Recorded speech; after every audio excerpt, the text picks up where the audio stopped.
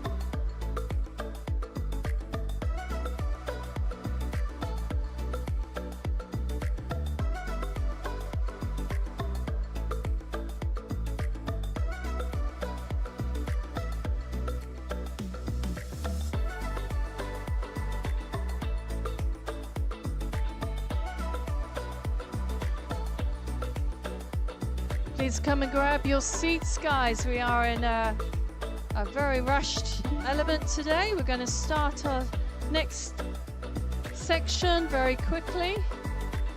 8 o'clock is the nail, where we've got a cyber person waiting for us. So we don't want to hold anybody up.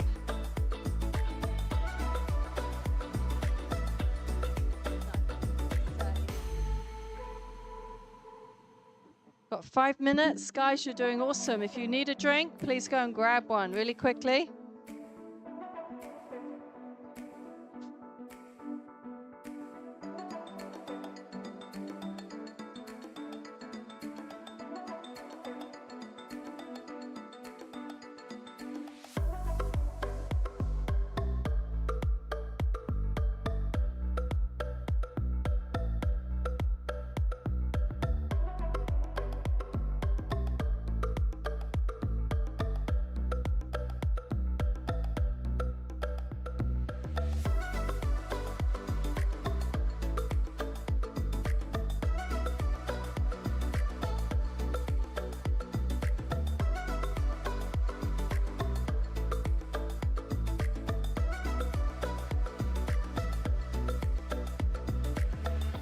Hello, can you hear us? I can. Can you hear me? Hi Sandra, how are you? Hi, how are you? Good, good. Hey, we just about got everybody in. We're going to start with a quick presentation thing that'll take about 5 minutes, and then I'll introduce you and we'll go from there. Sweet. All right, no problem. Okay, talk soon.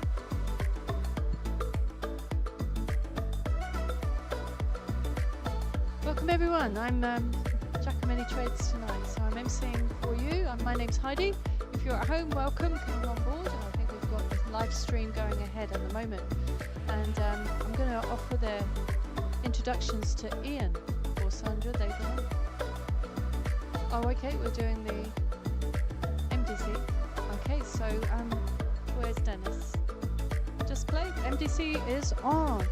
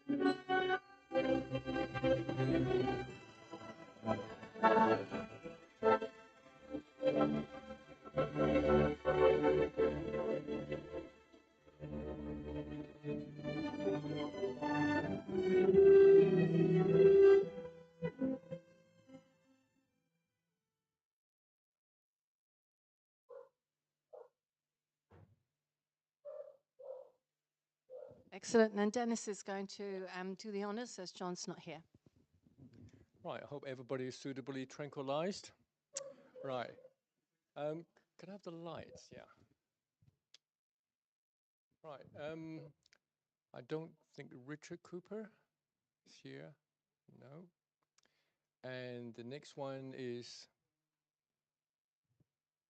Joe McPherson. No. Now, who's number 3? Ah, Joe. Joe, yay!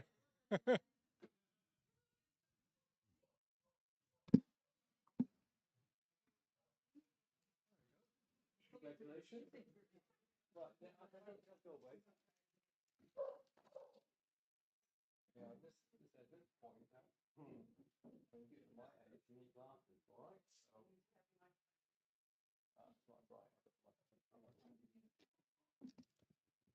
right, would you like to pick a number between 1 and 7, please? Okay. And between 1 and 30. Ooh, careful now. Oh, look at that. Right, that's all right. Yeah. Get your feet wet. Get your feet wet. Right, go for it. So get your feet wet is the next MDC. Get your feet wet. I'm going to hand over to Ian, who's going to introduce Sandra for this next session. Thank you. Yep. Okay. He's waving the camera. Hi, Sandra. I think you can see me now. You can see us. Everybody can see Sandra. So I'm introducing her when she's sitting in front of us, which is a bit tough. I've looked up her website. I've got a whole bunch of spiel to say, but I'm not going to say it because one reason is haven't got my glasses on. I can't read it, to be honest. But the bottom line is I got introduced to Sandra by Helen McLeod, who sent me an email saying, hey, this lady's really cool. You might like to have her as a speaker. So I emailed Sandra and she emailed back, and after a couple of emails, we decided it was easier to talk by Zoom, and we've had a couple of half-hour conversations, hour and a half conversations on Zoom between now and then. So to say the least, I think it worked really well. I'm going to describe Sandra's work as Helen McLeod in Fairyland. It's much more ethereal and out there, but it's the same sort of thinking.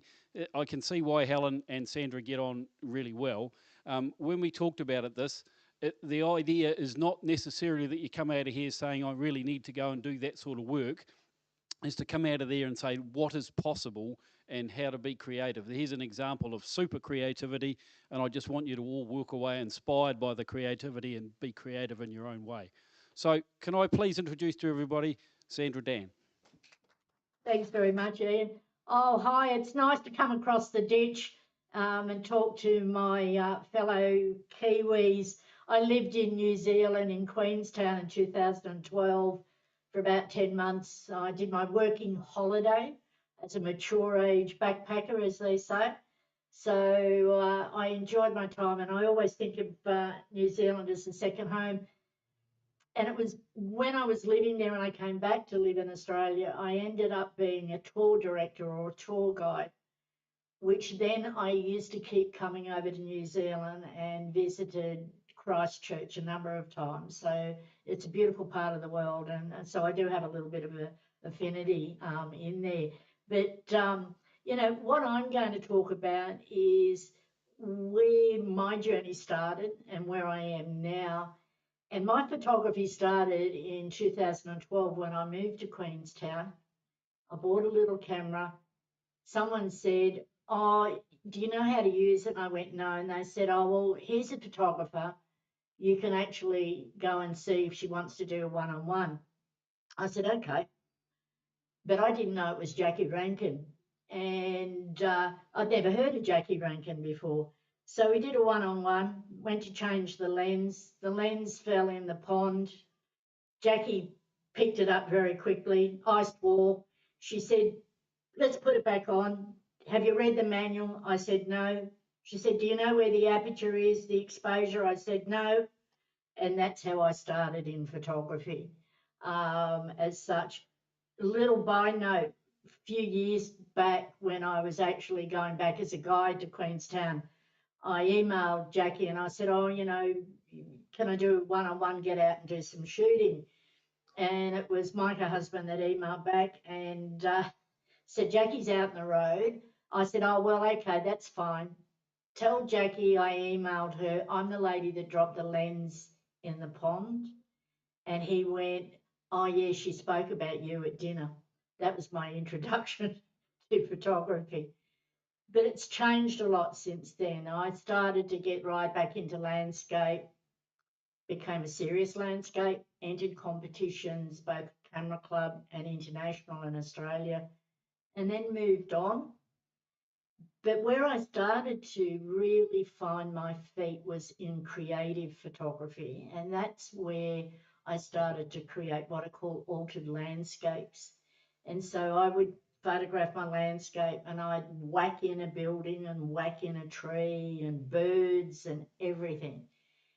And it was a different genre for me, and it was about having fun. I entered into creative competitions, did well, and then I found a program called Pixel Squid. And so Pixel Squid did 3D art. So I started playing with that. Now, I'm going to sort of talk a little bit about when you're into competitions. When I was entering competitions, I played by the rules. I don't enter competitions anymore. So what I'm creating is what is my style and what speaks to my soul.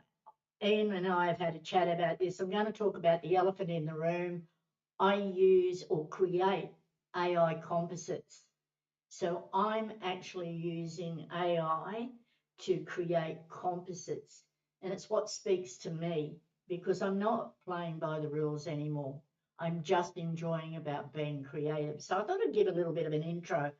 And what I'm going to do is come in and show you a couple of my images and break them down on how I created them in Photoshop.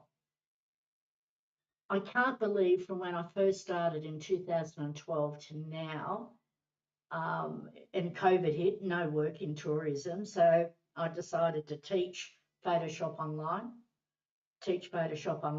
I've got a YouTube channel. I've, become an Adobe community expert. That doesn't make me any better. It's just where I think at my age, I'm now a content creator. Who would have thought? So I've had to learn about videos and all sorts of things. But what I'm going to do is come in and show you some of my work that, I've sort of been here. And so this is the website. I've come in now. I'm just going to briefly show you, this is the photography days, and this is the type of imagery that I did. So if you look right at the beginning, it was very much what I call pure landscape. And then I started to get into more the creative field. And that's where I found it spoke to me. But this is where I am now. This is what I create, and I have fun with it. So this one here, some of these, if you look at this one, this is what I call an AI composite. The cracked mud is my own photo. The little girl is an AI generated little girl, and I put a little paper hat on her, and I put fish in there, and then I did a bit of a cloud, or what I call whack a cloud in. And I often get asked, well, why did you put the fish there? And look, I can be a bit cheeky and don't take things too seriously sometimes because I can. And that's just where I enjoy it. And that's where I will talk a lot about tonight, is let your imagination roam. And that's one of the things that I'm now just letting my imagination roam. I'm not playing to rules. Rules are when you go into competition or there's set guidelines. But for me, the gloves are off, and so I just create. Then I've got Felicity Fox. I like to do the little whimsical.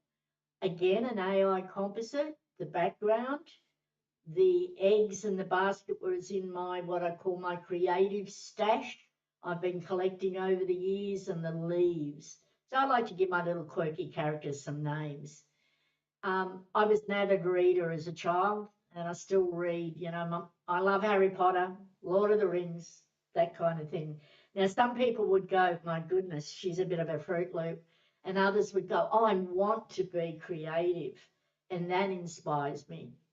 And what I usually say is we all look through a different lens. And I'm not talking about a camera lens. I'm how we view the world. What inspires us? What inspires you to press that shutter? What inspires me to create something like this? We all view it differently. This one's a personal story, and I may come back to that later. I'll show you another image that is very much a personal story, but we'll hold that there. And then there's this little girl, I like creating. Oh, I had a bit of a play. Who remembers Humpty Dumpty as a kid? Never lose that inner child, I think, when you want to be creative. There's Rocky the Ringmaster. This is where I'm just having some fun, just creating what inspires me. If I look at some other images and I come into here, this is where I've got a different style. Again, my style is what I call digital art or art.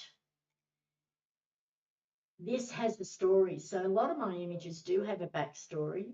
Some can resonate with it straight away and others cannot see the story, and that's fine. But this was inspired by the little girl and then the older self, the reflection in the mirror. Again, it's an AI composite. Now, I say that because I don't hide behind the fact that I use AI to create different elements. I would never be able to photograph anything like this now because my imagination's just on a different waveform. But it's got a story in there. She's going, what happened to that little girl? And the little girl's going, is this what I'm looking at in years to come? And it has a story. This was me. Another story, very abstract, but it's about hiding behind the mask. This actually was a period for me that was grief when I lost my mother about 3 years ago. She passed at 95 years of age, a good innings, but this was me hiding behind the mask and dealing with grief. And so I'm expressing myself in different forms. Oh, hold on a minute. There's, someone said to me, Sandra, where did you get the idea to get an octopus coming out of the head? And I went, I don't know, just, comes in. But it actually came about one night where everything was just sort of closing in on me. And I thought, well, how can I express myself to show that I'm feeling like I'm being, strangled? Again, colours are very important to me when I create the art. This one, I'll show you the breakdown and I'll show you the personal story on that. This was a combination of very much about 3 to 4 elements. And again, it shows emotion. And that's what I'm actually doing with my images, showing emotion in colour, in storytelling. And so this is why I shared what my style is. Now, I also know that it doesn't resonate with everybody. Some people go, oh my goodness, I'd love to do that. And other people go, not my thing. But if we were all the same, what a boring world it would be. If we all put ourselves in a little box. Now, one of my backgrounds, I've reinvented myself many times. I was an adult educator in a corporate life. And I would speak to senior managers and just say that, do you want your employees to be in a box and not think? Do you want to micromanage them? Because there's people that don't work under micromanagement. I'm one of them.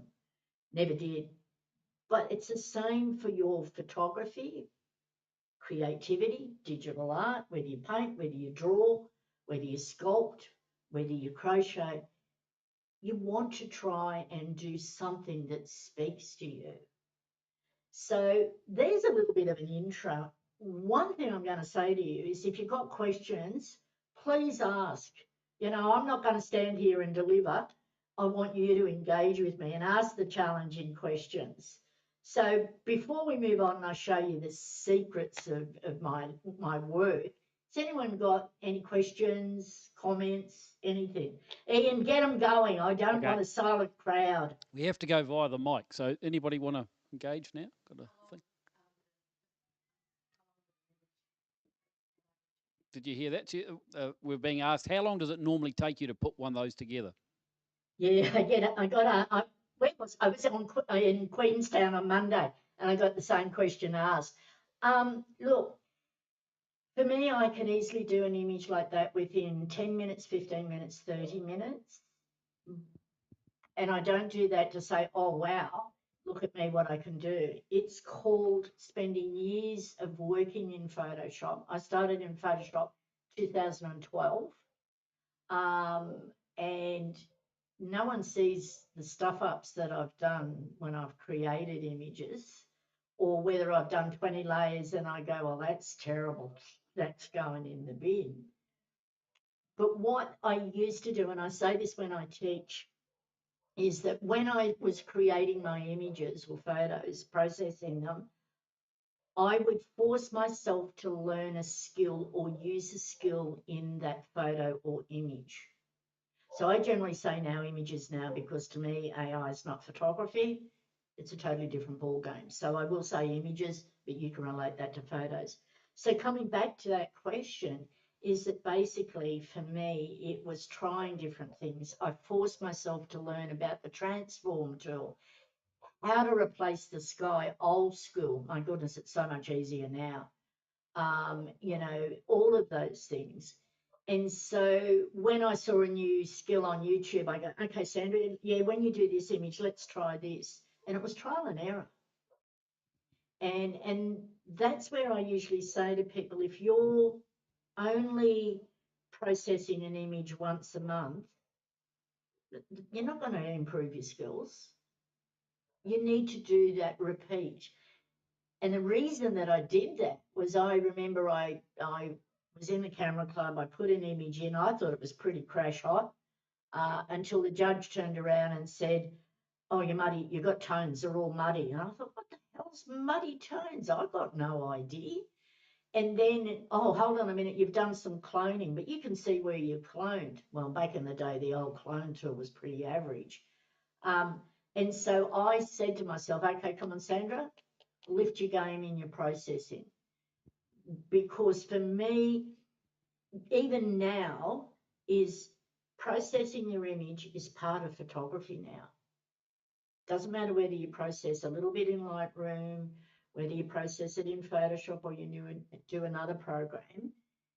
If you're shooting in RAW, you've got to process your image anyway, because it's just a flat canvas. Some people only shoot in JPEG, and that's fine. But you need to do a little bit of, processing. So that comes back a bit of a roundabout way. I'll also show you when I get into Photoshop actions that I have, and that's what speeds up my workflow. I'm about working smarter, not harder, particularly in the kind of work that I do. So good question to kick that one off. Anyone else there, Ian? Yeah, I got one. We're looking at the picture behind you on the screen of the lady, the redhead with the octopus. When you sat down to make that picture, did you have a thing in your head, I'm going to create an underwater picture with an octopus and a girl, or did you have a concept, or how did it come from your head to the bits and pieces to the final image? Yeah, look, sometimes I have an idea and a concept. Others times I don't. Particularly when I was doing composite photography, using my own photos, I would go, oh, I like that background, I'm going to use that background. Oh, what would go in that background? Maybe, oh, hold on a minute, I've got an old church that I took in Manitoto when I was there. Oh, I'll put that in.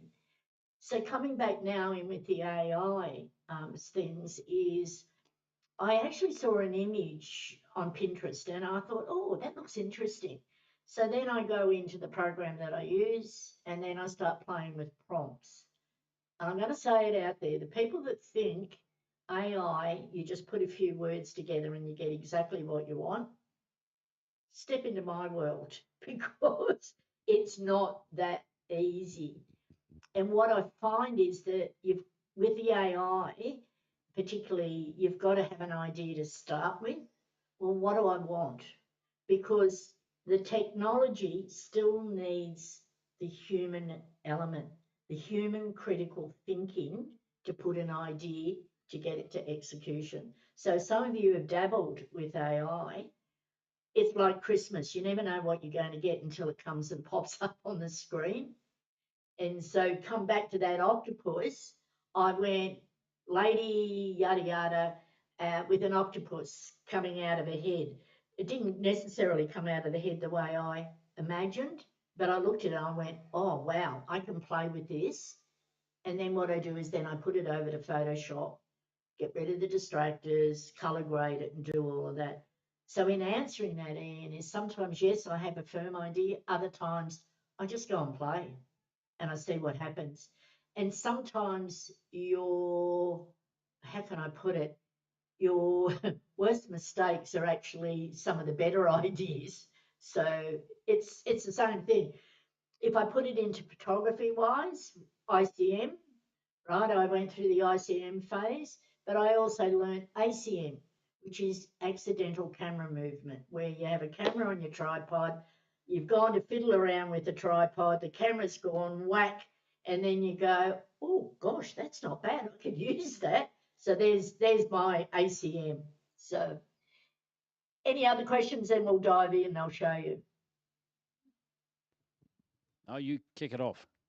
Okie dokie. So let's go in and start the ball rolling with this one. So the only two elements that are in this image that are not my own photos are the leaves and the crow. And this is what I call a mixed medium approach. But the foreground, the tree and the sky are my own photos. So this is when I was in my altered landscape stage. And colour for me is very important. But let's have a look at where I started. I'll strip all the layers. That's the actual photo. And I can say it, it's pretty average. My photo. But why did I stop and photograph this? It was the tree. As soon as I turned around the bend, I was in with another photographer a few years back. I said, stop, stop. And she thought, good grief, what's happening? And I said, the tree, the tree. But look at the foreground, really average. If I look at it, it's terrible. But just on the other side in a paddock was this beautiful grass. Now, what I've done is I've extended the canvas. Now, this extending the canvas was old school, not like now where you can do generative fill. But that may not be allowed in some camera clubs, so I understand that. So what I did was I put this grass in. Now it's got depth for me and it's working with colours. And when I say the colours, it's got that, bit of blue-grey coming through and it's got that lovely orangey yellow tones of that foreground. So then I start thinking, and this is where I stop and I look at the image and I go, what can I do with this? Yeah, I know I'm going to fix up the sides. Oh, okay, let's play a little bit. So what I did was, as I turn this layer off, you can see I got rid of the distractors. I'm very big on getting rid of distractors. For me, that's just what I look. I look at border control, I look and I go, didn't want them in there. Other people wouldn't even see them, but my eye, very much. Then I started to play with the tree and I did warp. I did puppet warp on the tree. Give it a little bit of shape. Now, at this point, I usually say to people, I'm not looking for a reality. Reality is for some people, but for me, I'm distorting. I'm just experimenting and playing. And I always say, not one is right and not one is wrong. It's how we view through our lens, how we view the world and what we want in our images. My go-to always, even with AI, is the levels. I prefer levels as opposed to curves. you know, it's a personal preference, totally up to you. But I use the levels to give it a tonal lift, what I call a tonal lift. Then I did the patchwork old school. And when I say old school, you had to select a selection of the photo and put it into another layer. And, you know, it's a lot easier now. Am I finished? No, I'm going to play with color. And this is what I did. I used a preset. And so it gave beautiful, what I call complementary tones, that, you know, that ochre in the foreground and the cyan in the sky. And I think, yep, well, where am I going to go with this? Now I put the depth of color, but when I turn the next layer on, I subtly drop the opacity a little bit sometimes, or I might try a blend mode. So when I'm doing my color grading or my little adjustments, it's only small adjustments. I don't do off the Richter scale with the sliders. Next is a texture, and it is a texture, a fine art texture. It is not a surface photo, and there is a difference. I'm actually going to just, let's come down here, we'll move that so you can see, is I'm going to change the blend mode to normal and the opacity to 100. Now, I've done a little bit of masking work. For this texture, I've used one of my own photos and I've done a lot of work on it to give it a soft texture feel. And I fell into the trap very much when I was doing photography. I would look at certain things like a bark on a tree and I would go, oh, what a beautiful texture. And then I'd try and put it over an image and it just didn't work. And so I realize now, after what I call a journey of 1,000 textures, is that basically it's a surface photo. My eyes see it as a texture, but when I get it in camera, it doesn't work on an image like this. So I'm using what I call digital or fine art textures, and I use it for color grading. And so for me, textures is not necessarily I'll put it on at the end. I will do it in the middle. I'll start with the texture in my kind of work. But it was a lesson you have to go through, because I hear it all the time. People go, oh, I photograph textures, I put it on and it doesn't work. And I go, yeah. Is the photo too dominant? And if it is, it's not going to enhance this tree. I want it just to be a little soft texture. Then I did a photo filter, and I'll double click on that. I use cyan a lot because it's got a lot of warm colours in that foreground. The colour theory, the balance, is putting in the blue, which then gives it that real distinguishing colours, you know, those brown, orange and that blue. Then what I do, I did a little bit of lightening on that one. I lightened it up using an action that I have. Then I did a little tidy up on the horizon. It's called my disguise work. If I turn that on and off. Wasn't being fussy. I just wanted to do some disguise work, and that was just brushing a Gaussian blue brush across that horizon to disguise it. Then I go, am I happy? Oh, let's go and play. Let the imagination roam. So I whacked in the leaves. This was digital art that I bought off Etsy years and years ago. And so I thought, I'll put that in. Then the next layer is where I do some disguise work on color grading. And this can work on landscapes, it can work on portraits, it can work on street photography. The things that I'm showing you is not just for this style of work. You can use it in your own work. And I will show you that technique later. What it does with that, I didn't choose the color, Photoshop chooses the color, but wait, there's more, I'll show you that. Now, when I do dodge and burn, I never use the dodge and burn tool, and I never do it on the pixels. I do it on a grey layer, and I'll show you that later. So when I've done my dodging, I'm adding in light. So I'll turn that layer off and on. I'm guiding the viewer's eye into the tree because that's my hero.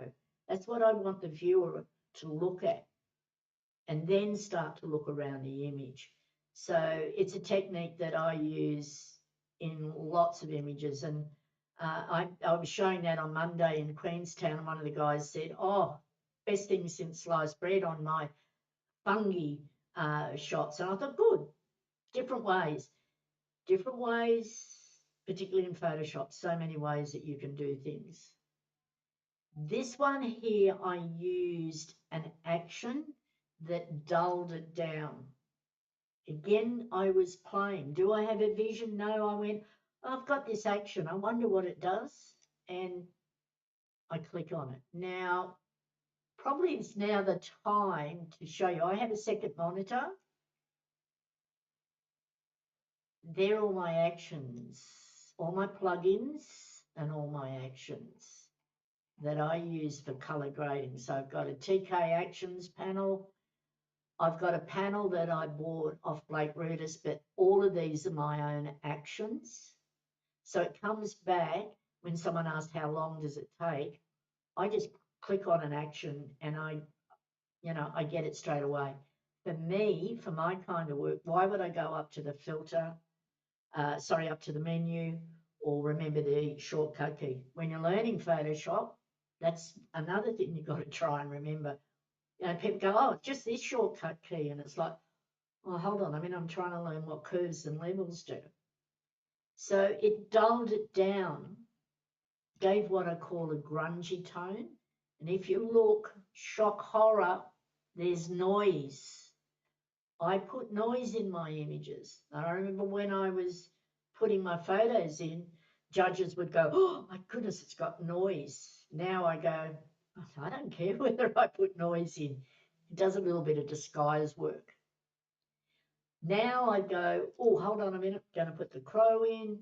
There's another one of those color tonings. Let's go stamp visible layer. I use that quite a lot still. And that's from my landscape days. Did another levels, gave it a lift. I added another texture, a digital art texture.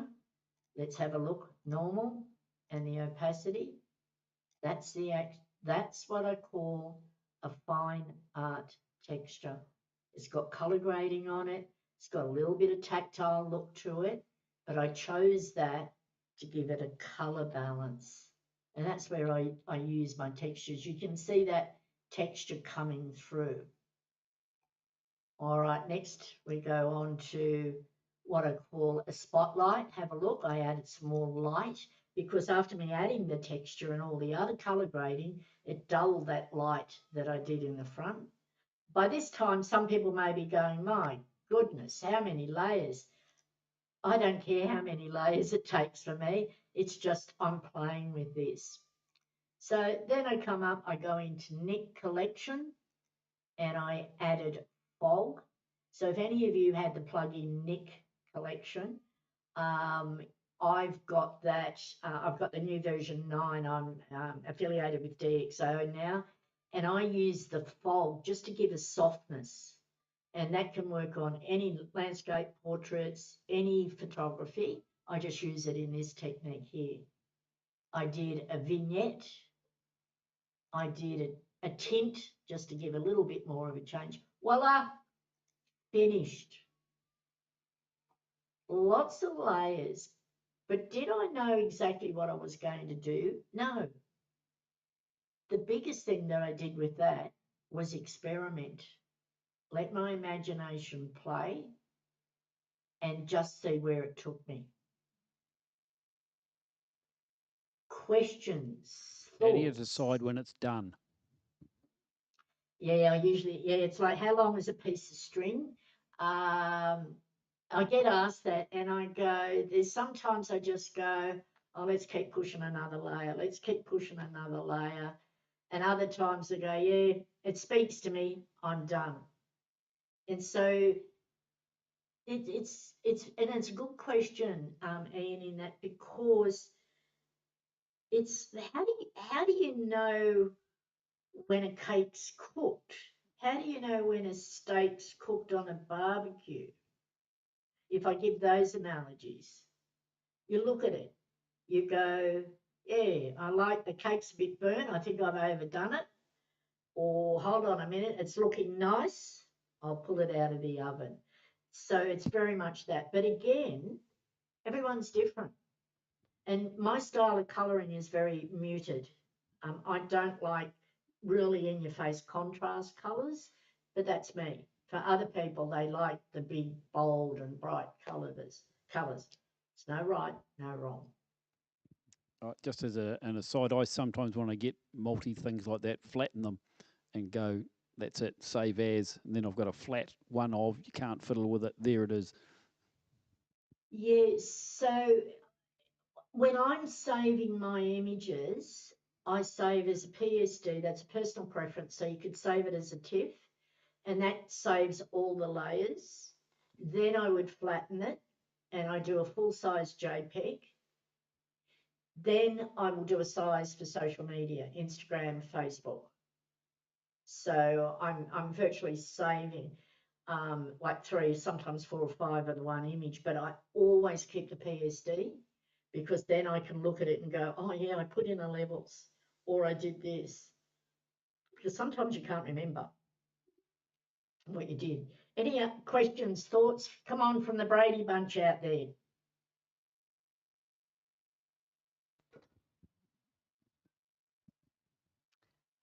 Do you buy your fine art filters or do you make them yourself? And what do you do with your images? Do you sell them or what do you do with them all? Yeah, okay. So I'm going to answer it in several ways. Is selling your images or your photos is one of the hardest gigs to do because there's a couple of factors, and I've had my business Sandra Dann Imagery for 2018, 17. So I've gone through the bit of trying to sell the images. Your clientele generally is not photographers. Photographers will not generally buy your work to hang up on a wall. One of the things that I also notice, and I don't know whether it's the same in New Zealand, but Australians tend to look at buying work, or I'll rephrase that, Australians tend to go, photography is not necessarily art, and I don't need to put it on a wall, but a photographer will print their work and put it on the wall. Selling is what, as I said, is one of the hardest gigs. Also, too, when I was in a camera club, it was the mentality of you get your image, you print it, and you sell it. But in this day and age, there's so many variables. Merchandising, so it could be cards, it could be notebooks, it could be, you know, even mouse pads, coffee mugs. I've sold some of my work on coffee mugs. I don't produce my work necessarily to sell it as such, but I am looking to do some other things with it in the merchandising field. But I'm more an educator. That's what I consider myself, as an educator, and I'm showing people how to be creative and teach Photoshop. But I know that when I was in the photography and camera clubs, it was very much, I would print and spend a lot of money on printing and hang it up on the wall, and I was happy with that. But in this day and age, if you want to go down the path of selling prints, framing, drop shipping, all of that, it's an expensive gig. And then how do you market? How do you get through the white noise? And the white noise is any person that's got a phone now says they're a photographer and they sell it. So there's many factors to that.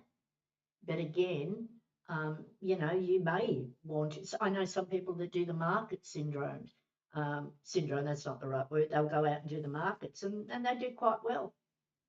But as a tour guide for me, I was on the road 7 months a year. That was my job, travelling around Australia and New Zealand. So I never had that I never did the market bit because it was just, I didn't have the time. So that was a long answer, but, you know, I'm being a realist, and that's where, you know, I'd rather be honest and realist, but also if that's what you want to do, go for it. You know, don't let that stop you. And your fine art filters, do you make them yourself? Oh, the textures, yeah. So the textures I use started as one of my base photos. Then I did a lot of techniques on it, a solid color fill. I did a lot of work to it, and I sell it in my shop. I have a digital shop, and I sell a lot of my textures. And because I found that the photos that I took as textures, which were surface photos, just didn't work for my style.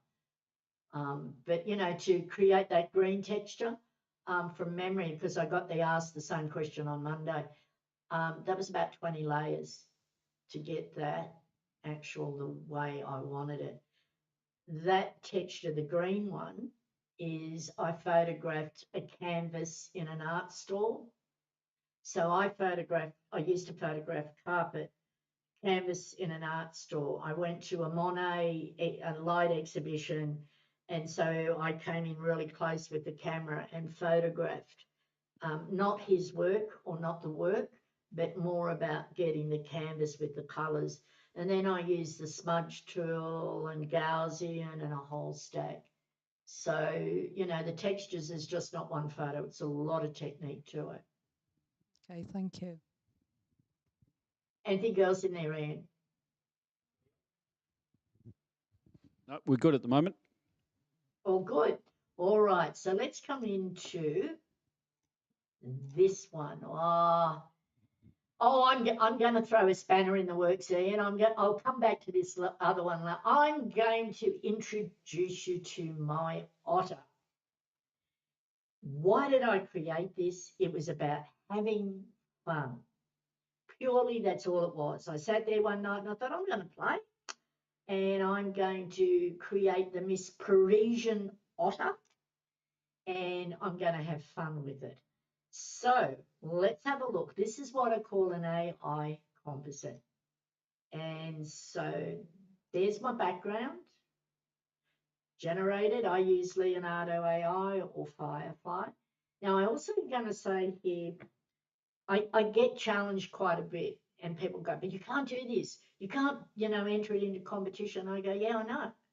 But what's wrong with having fun creating an image like this? No rules. And then when you go into a competition, be it camera club or another competition, you play by the rules. Where is it in the manual that says you can't try the two things and you can't have fun?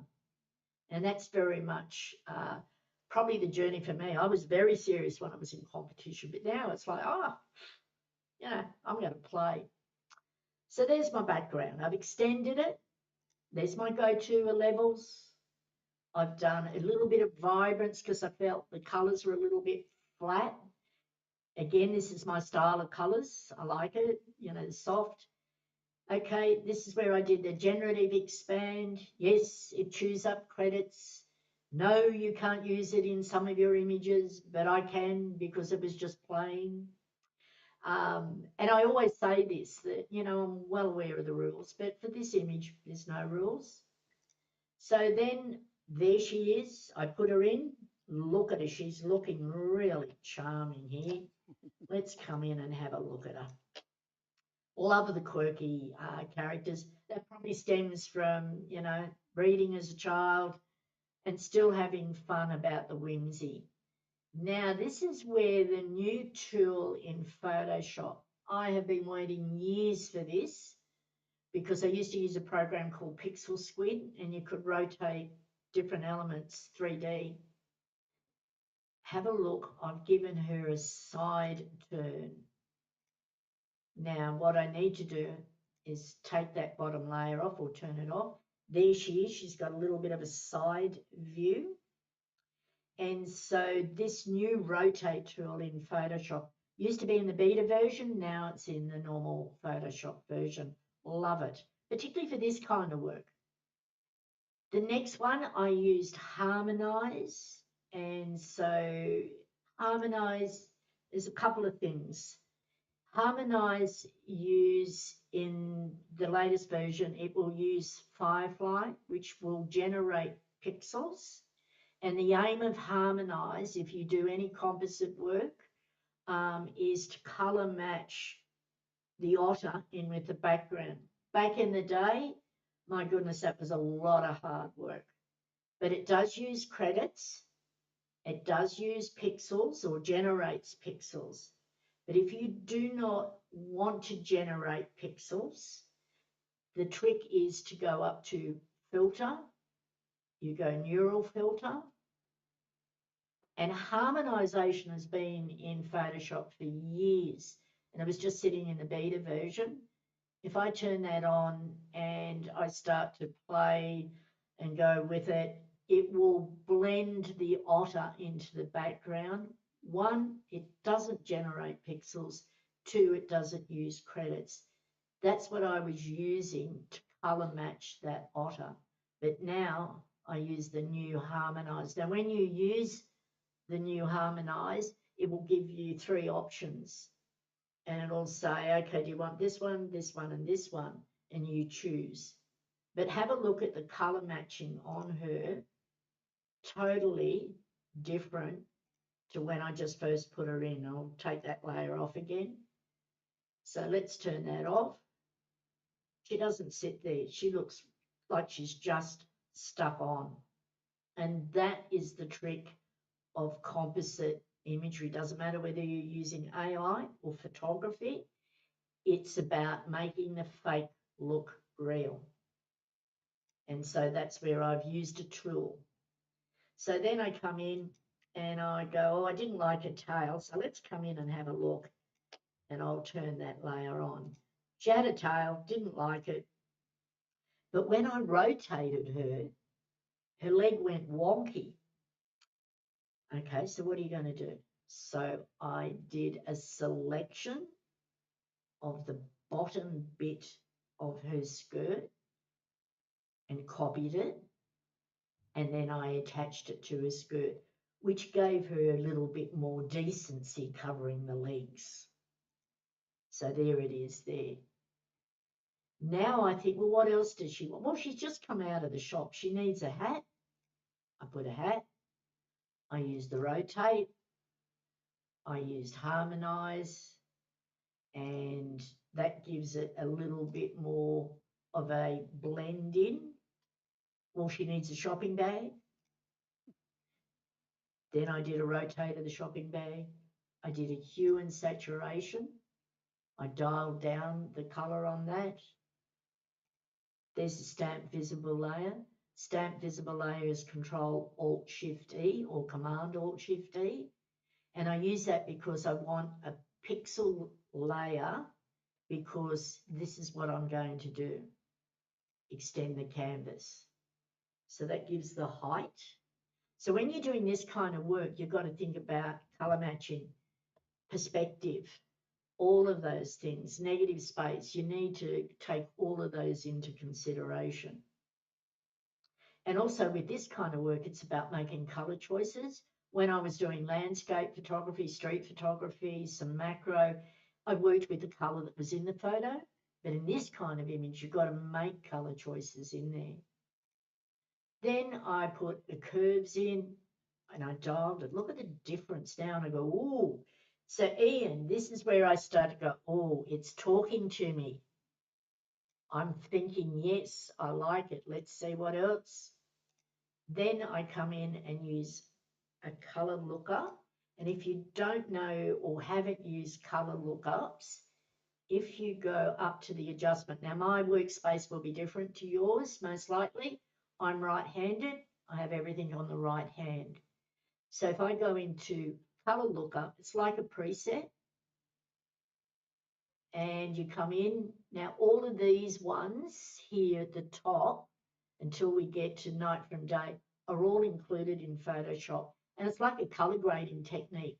And I use it to get a better depth in some of my images. I used it in landscapes Even when I had a day photo, I took one of Hobbiton a number of years ago, terrible sky, but then I actually used a night to day LUT and it really gave that tone. Hue and saturation, stamp visible, went into Nick, whacked in a crow or a raven because I could. I did a levels. I was having fun. Dialed it down, added some clarity and dehaze. Wait, there's more. Then I did a levels. There's the grey layer for a little bit of dodging. Look at the difference. Then I did a vignette, and you can't see it with the levels, but I will show you that at the end of this. And then I did a curves just to finish off. So there she is. There's my otter. All having fun, trying different things, but I wouldn't have tried that years ago. So I'm going to show you a couple of techniques and you can use it in your workflow. So I'm going to use a stamp visible layer. Now, remember all those actions panel that I've got on the second monitor? I just click on the action, there's my stamp visible. Instead of going up or on the keyboard, Control, Alt, Shift, D, and even if you go to the menu, that stamp visible layer isn't there. It's one of the quirky things with Photoshop. So now I want to use the color grading technique. To do that, all you do is filter, blur, average. Now, before I click on average, I'm going to say Photoshop chooses the color. It averages the color in your image. This doesn't generate pixels.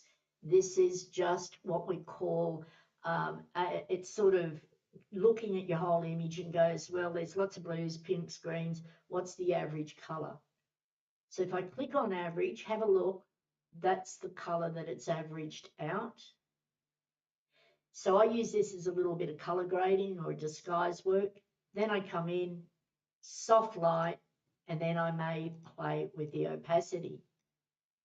If I went in and did it on this image, the same technique, have a look, blur, average, I get a totally different color.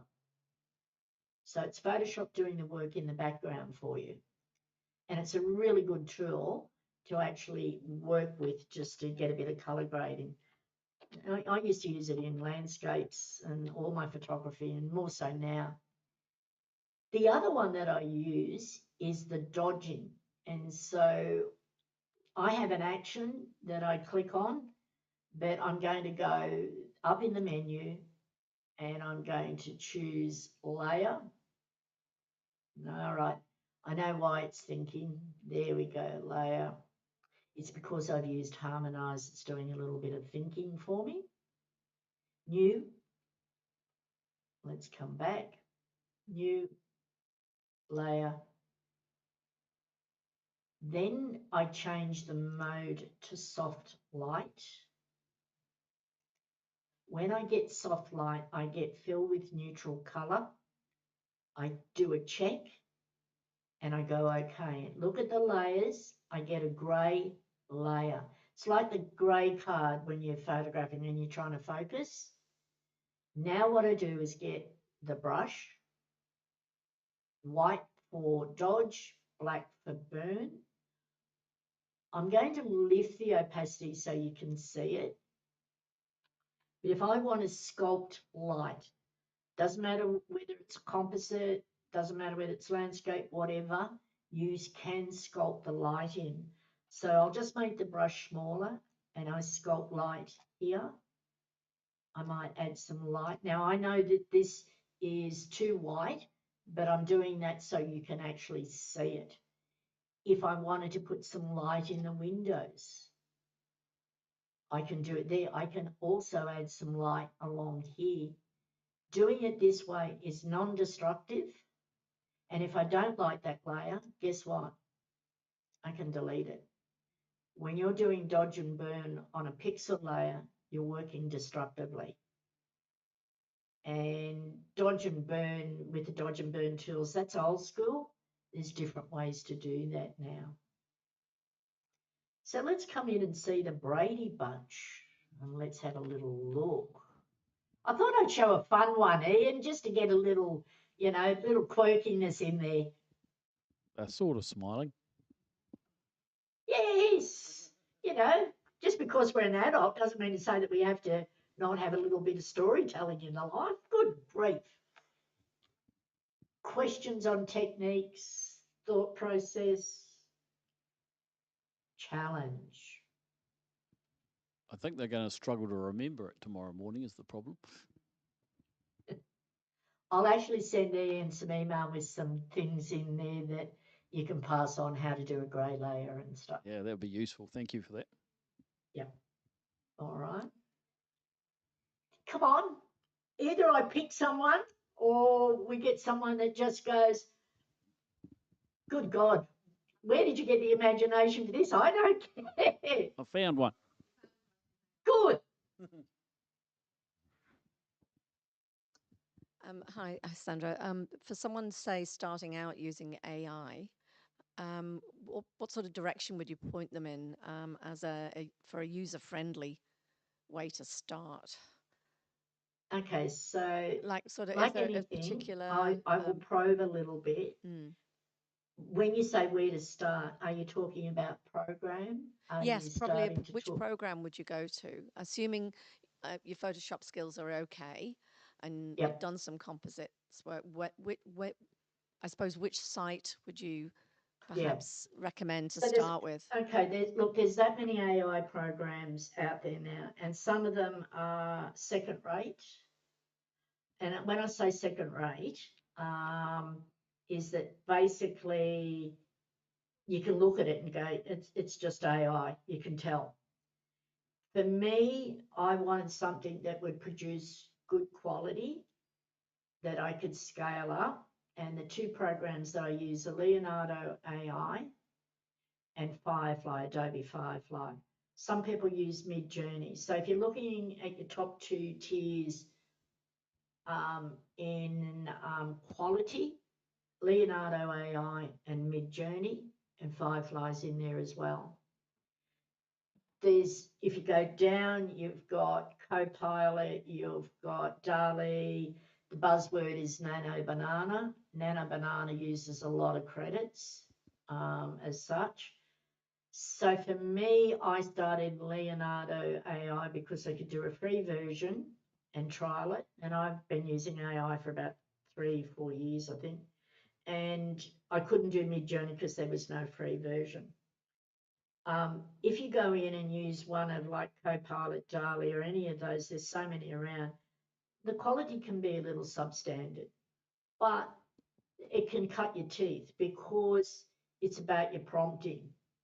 And happy if we have time, and I can get in and show an idea of how you prompt. But sometimes I'm going to say this. One of the reasons that I say to people is AI can be fun. AI can, and I'm talking about AI art generation.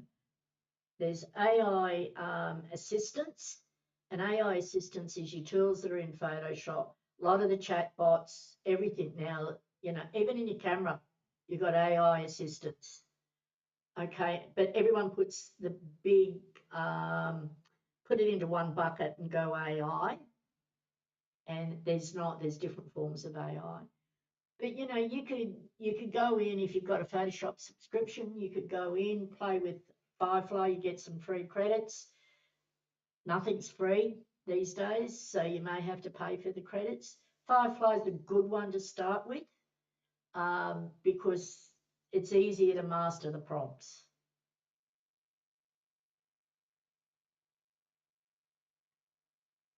Did I answer that one, Ian?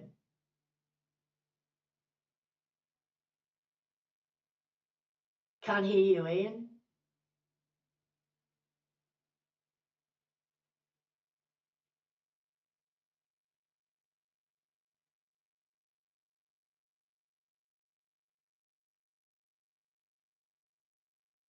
Has the battery died or? Hello? Got me now? Yep. There was a battery gone flat in that other one. I just wondered if you could give us an example.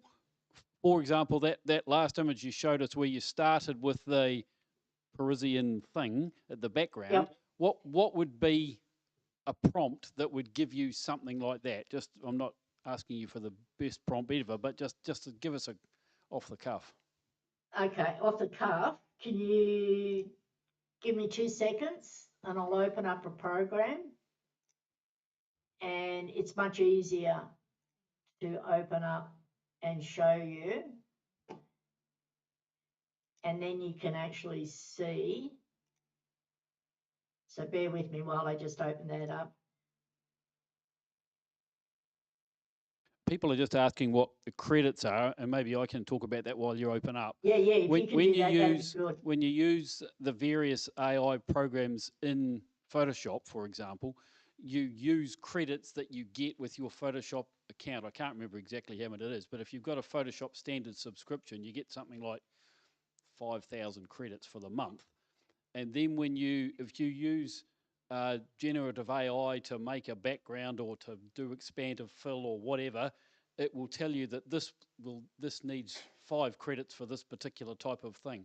And if you within Photoshop use something like Nano Banana, it costs you 3 times the amount of credits. So there's a variation in the amount of things. And when you go and get an account in Firefly, you go to the Firefly thing, which is like an AI outside of Photoshop. It uses the same machine, same AI machine that is used in Photoshop. But if you go to the Firefly account, then you use part of your Adobe account credits to generate it. That's how you pay for it. And that's where I was saying They that, tell you nothing's to buy free some now. more. You get a free Yeah. tokens with it. Yeah. But I've just jumped into Leonardo, and I'll just show you one of the things, just to give you an idea. It's definitely not 3 words and you get a perfect image.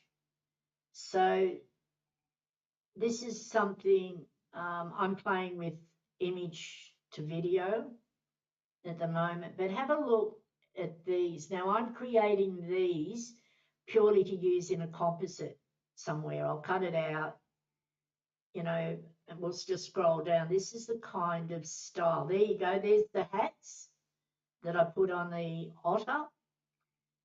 And Can you just then read out a if you couple of look- those prompts that go with them? Yep, so I'm going to open it up, and it comes in over on the right-hand side. A surreal, desolate landscape with cracked, dry earth stretching to the horizon, a single leafless, twisted tree standing alone, an old, weathered wooden rowboat resting on the dry ground in the foreground, no water, and there's more words. There's more than 3 words. That prompt then gave me the image that I had in mind that I will do something with. If you look at another prompt, is if I come down here and I do these, I'm playing with little characters. So let's come into this one and let's have a look. Whimsical painterly, I put it in whimsical. Painterly, I wanted a painted texture. Storybook illustration, that's how I get the character. Small boy wearing a red knitted sweater scarf. Where people go wrong is they go knitted sweater and a scarf. They don't say what colour they want the knitted sweater. This, when you're working with a technology like this, it's like speaking to a child. You've got to give it instructions. And this is where the human imagination comes in and human critical thinking. Is that what is it? What is the vision that you want?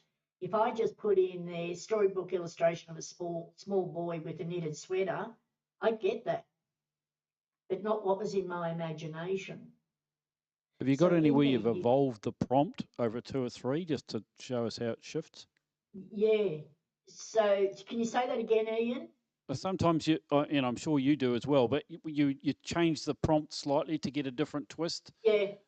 So maybe we can look at that. Yeah, and what I do is I might change it. So I did up further or down further, I went in and said like a blue sweater or a blue dress. So I might change it. I tried, so there it is, there's one there with a blue sweater. If you look at it, same prompt, but I've actually put in there, I think for this one, a blue jumper, or I've put colours in. So when you're doing this kind of work, it's about colour, lighting, perspective, everything. And so that's, you know, it's not just a few prompts that you put in. And then, you know, you come in, I'm playing with different styles. Art influences me. And so this was, you know, inspired by The Hobbit. I was binge watching The Lord of the Rings and The Hobbit. This is, you know, I started to play. Have a look at the prompt on that. Surreal, detailed, sculptural, like there's a lot more to this. And that's why when I get a good image, I will run a few, because I can put the same prompt in half an hour later and get a totally different image. But again, this is where it's about having an idea of what you want to do. It's the same thing for you. I get challenged and I go, I can say as a photographer, you've gone on different websites and you've saved an image as an inspiration. It's the same thing for this kind of work. I look at art, I look at other imagery and I go, oh, that gives me an idea. I'm going to put my own style on it, but it gives me an idea. No different, it's just a different tool. So did that help, Ian?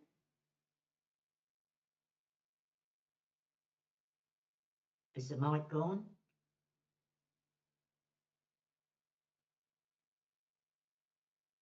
Oh, they're all going away to get in the Leonardo account tomorrow, I think, is where we're at. Do you get a kickback from Leonardo when you with your 1,000 people join up? They stopped the affiliate program, but I'm actually on the Leonardo Creator program. So I'm fortunate I get a lot of credits, and I do online sessions with it and stuff like that. But there's a couple of things. I know that AI, as I said earlier, is the elephant in the room, and some people will have an opinion. But there's two sides. Some people are against it. Some people will embrace it. It's totally up to you. And as I mentioned before, I don't look at this as photography. This is like a form of art. One of the things, and I'll share the story and then I'll go back into Photoshop, is that one of the gentlemen that I was teaching, and I'm trying not to mention his name, and he had cancer of the throat, terminal, and he said, I want to do something with AI. So I showed him, taught him online, and what he was doing was creating a little character and putting that little character in, say, in Paris, or the little character in London. And the reason that he was doing that is that his time was limited and he wanted to do a story of the places that he visited. And that little character represented him. Now, why did I share that story? Is because some people can draw, some people can paint, and some people can't. This is a tool that helped him do his story. And he put all these about 10 to 12 images together. And all it was cathartic for him. And it allowed him to express what he wanted to. So to me, there's always two sides. It's like, you know, what drives a photographer to get out at sunrise or sunset, or to go out and travel and look at different types of landscapes? It's the same thing. And so, yes, there's positives for AI, but there's also things just at the moment is we don't know where it's going. You know, there's ethics that come in it, and I'm quite open with that. But for me, using this tool allows me to express what I want to do. And that's why I say when I do these images, I always put it into Photoshop and I add my style, either a composite or color grading. It's me into that image that I've shared with you. So, you know, that's where I thought I'd do that in, because I think sometimes that it's pushed under the carpet because everyone has a different opinion. When you How make, we going, Ian? You're alive? yeah, everybody's alive. Here's a question that had all those 100 little funny men with blue hats or whatever it was that you'd made, and you decide you like this particular one. I'm assuming that the little ones are rendered quite small, and then if you want to get out and put it in Photoshop, you'll tell it this picture here, render it bigger, more. When you say render, are you talking about upscaling? Yeah, upscaling and exporting it so that you can use it with more data Detail. in Photoshop. Yeah. Is that what happens? Okay. There's a couple of things. When you're using AI, it doesn't matter what program you're using. It's not a camera, and it doesn't work on the pixels of a camera. And I get asked, well, what's the pixels? And I go, this technology doesn't work like that. So sometimes the biggest on the longer side for an AI image, some of the ones I've just showed you, the longer side may be 2000, let's say 2000. I then have to then put it into another program to upscale it so that it doesn't get pixelated, because it's not a camera. It doesn't work on the pixels. So for me, if the question was, what do you do with work? If I wanted to sell one of my images, I would upscale it, and I could upscale it to 4000 on the longest edge, and it becomes printable. If I didn't upscale it and I left it as the way it was created, it would be terrible. Now, the program that I tend to use is Topaz Gigapixel. It's got upscale as in Leonardo, it's got upscale a little bit in Photoshop, but the Rolls Royce of upscaling and is gigapixels, and it's for photography or AI rendering. So if I'm only putting these on social media, I don't upscale it, because putting on social media, my longest edge is 1200. I don't need the bigger stuff. But if I wanted to print one of my AI composites, I would have to upscale it. Did that help there, Ian? Think so. That's cool. Thank you. Yep. Any other questions? And then I'm going to dive over into Photoshop and share the last image and tell you the story. We're all good, Ian? We'll do a share? Yep, go. Okay, we're on it. Okay, so this is an image that I started. This is where I had an idea. And it was, I love the background, I love the boat. What am I going to do with it? I don't know. Let me play. So extended the canvas. Then I went into Nick and I changed the color toning and I got rid of some branches, as you can see. Now, then I thought, well, what would go in the tree? This is where I let the imagination roam. Birds? No, I'm going to put a tree house in. Oh, hold on a minute. How do people get up to the tree house? Oh, I'm going to put a ladder in. Then I fill in the sky up the top and the bottom. Then I did levels and a bit of shadow. Now, you'll see the shadow in the boat purely because I didn't do the shadow first, I did the girl. And I cut her out and then I put her in the boat because I said to myself, what would go in a boat? Giraffe? I did, tried a giraffe, but I put the little girl in. I did a curves on the little girl. I then did the dog. Now, at this Just point, can I stop there for a second? A question. Yeah. So the little girl, she's come from another AI rendering back in Leonardo or somewhere, hasn't she? Is she? And then you cut her out and put her in here. Is that correct? Yep. So everything that I'm adding in this is why I call it an AI composite. This is my background. And that's what I started with. The treehouse generated with Leonardo AI, and I cut it out. I cut it out in Photoshop. I don't like the cutout feature in Leonardo or any of the other programs. I'm still old school, and the selections in Photoshop, compared to back in the day, is much easier. Then I put the ladder in, generated in AI, and I whacked the ladder in. The little girl, generated AI, she had a background, I cut her out.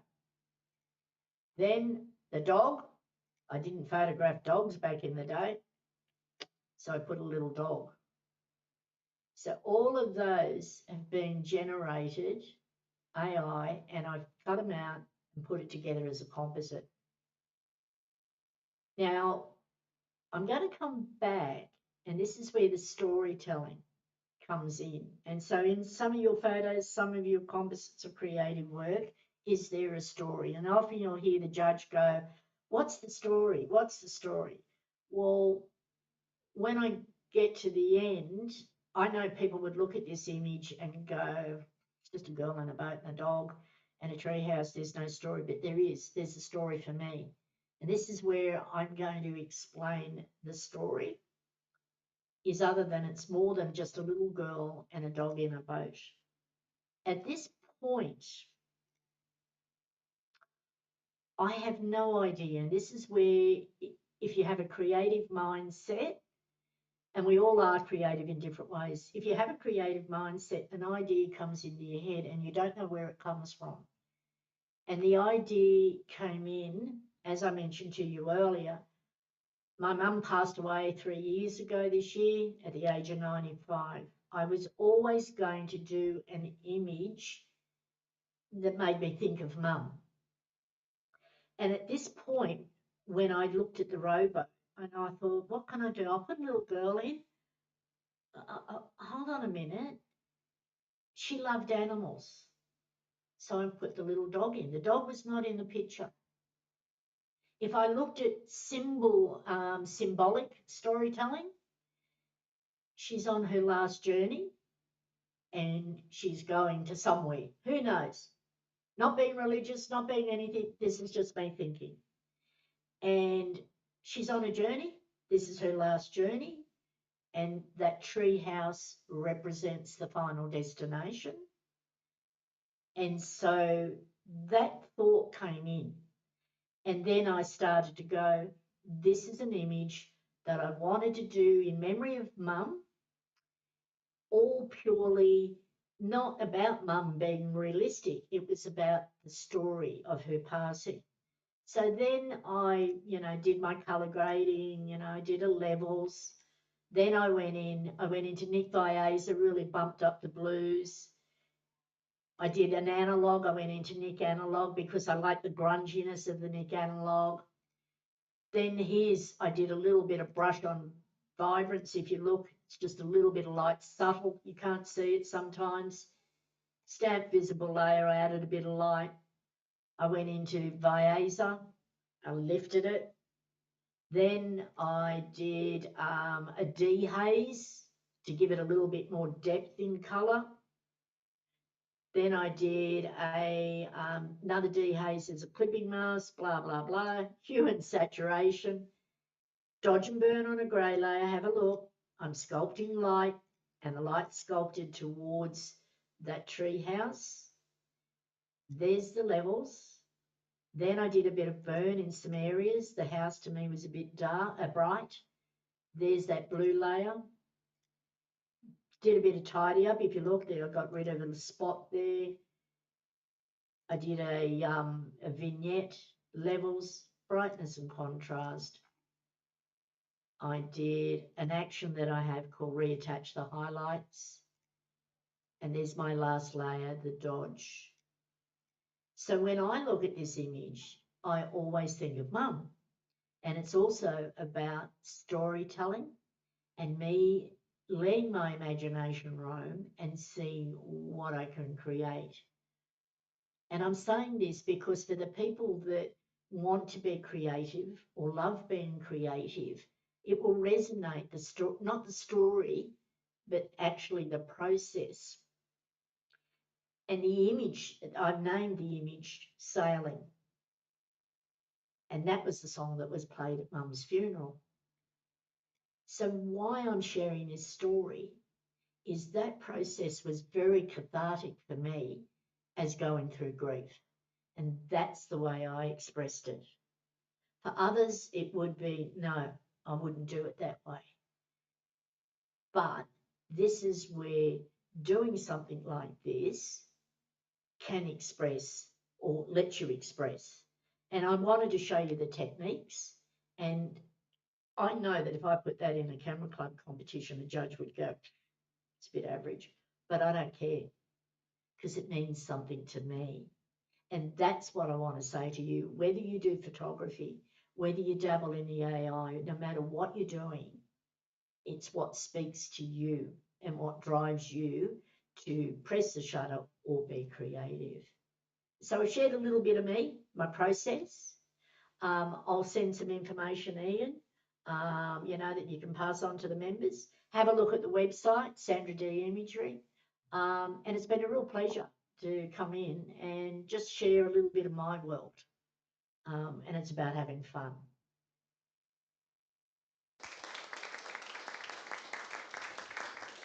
The sound's gone again, Ian. That's awesome, Sandra. And it's interesting that you say people might not see the same story. I actually don't think it's relevant what story people see. The fact that they can see that there's so much more depth in that picture because there's a story behind it when you created it. And that story, you could, as you step through those things for me, I could clearly see that you were driven by that story in your head as you made it. Yes.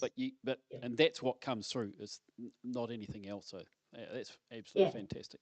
Has anybody else got any questions before we? Stuff, it's fun. That had meaning. Cool. Anybody else got anything they want to talk about? I think you've got everybody bamboozled, Sandra. That was absolutely fantastic. I think some notes to let people go and have another thing will add another dimension to it for that. So I'll hold you to that. But I just want to, on behalf of CPS, say thank you very much. It was absolutely fantastic. And I know it's, 10 here, so it must be after dinner time there. It's bedtime for you guys. It is. Yeah, well, you probably need a glass of wine after that, so well done. Cup of tea. A cup of tea. Thank you again. All the best. Thank you. Okay, thank you. We'll leave you there. Push leave.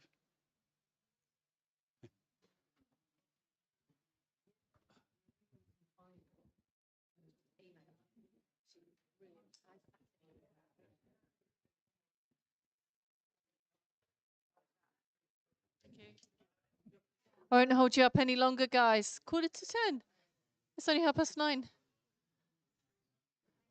Oh, okay. So any outstanding things, guys, coming? No? Well, have a safe journey home then, and just, if you wouldn't mind, just to help stack up the chairs. And thank you to the guys on the on all the sound and all the technical side, getting it going for everybody tonight. Thank you so much, boys. And yes, for our work earlier. Well done. If you want to see what we did earlier, have a look on the wall.